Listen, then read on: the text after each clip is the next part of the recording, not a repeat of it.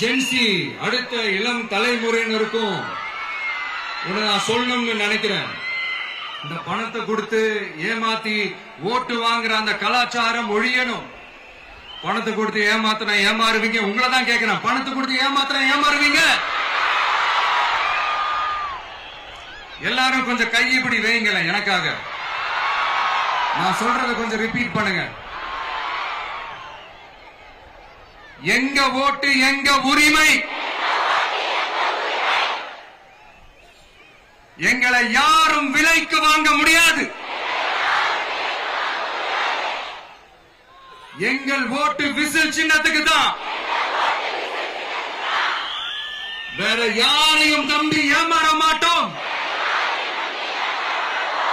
Thank you.